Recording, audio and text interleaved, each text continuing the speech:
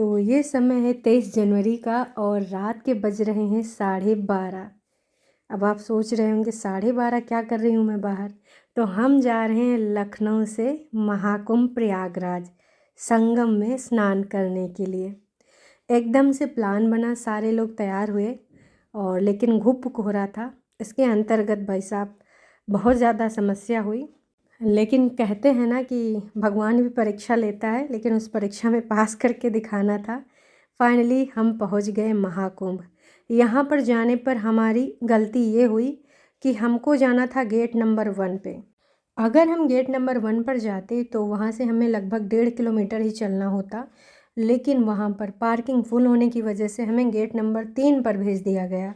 और वहाँ से जो हमारी पद यात्रा शुरू होती है वो लगभग 6 किलोमीटर की होती है।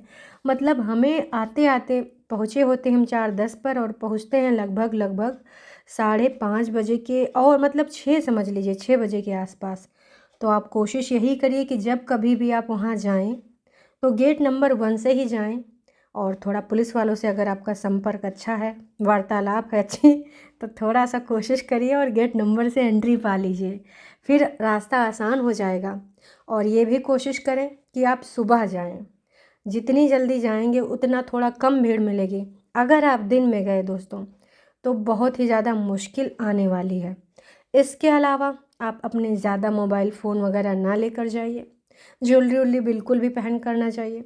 हालांकि वहाँ चेंजिंग रूम है, आप वहाँ आराम से चेंज कर सकते हो। और जहाँ पर हम स्नान करने जाएंगे वहाँ बस रेती ही रेती है। तो मेले में पहले ही आपको 20-20 रुपया की पन्नियाँ मिल रही होंगी। उन पन्नियों को लो और उसी को बिछाओ। और 3-4 लोग हो तो ज़्यादा बेहतर है।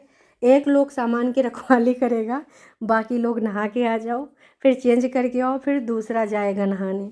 इस प्रकार से और साथ में ही चलो, क्योंकि भीड़ असंख्य है। मतलब अब मुझे समझ में आता है कि हमारी पुरानी मूवीज़ में ये क्यों बोला जाता था कि कुंभ के मेले में बिछड़ गए, कुंभ के मेले में बिछड़ गए। अब जाके मिले 20 साल बाद। वहाँ का नज़ारा देखकर आपको भी कुछ ऐसे ही लगेगा कि भाई कहीं खो ना जाए। इवन हम लोग एक दूसरे को देखते हुए चल रहे थे, फिर भी बीच में कई बार एकदम भीड़ का आता था ना, रेला टाइप का, और फिर एक दूसरे को ढूंढते थे कहाँ है कहाँ है। कई बार फ़ोन कॉल करने पड़े। हालांकि वहाँ खोया पाया विभाग भी है।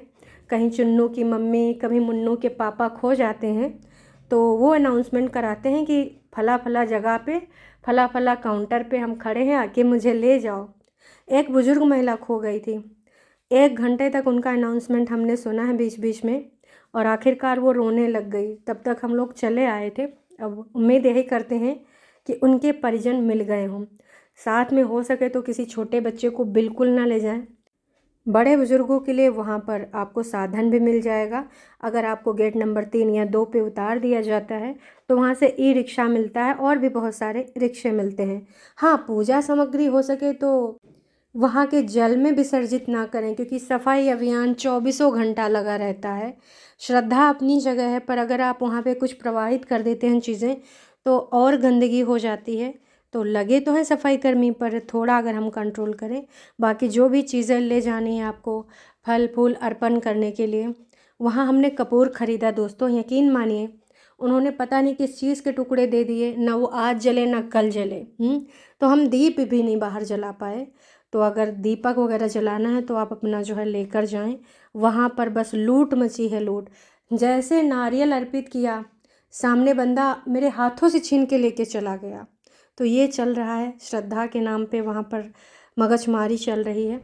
पर कोई नहीं, अब भाई कमाओ, मैं नहीं कह रही हूँ कमाओ ना, पर ये तरीका मुझे उचित नहीं लगा। और अपना जो भी कीमती सामान है वो सुरक्षित करके चेन पॉकेट अंदर की चेन में रखें, क्योंकि कई वहाँ पे हमारे सामने इस प्रकार की चीज़ें भी हुई।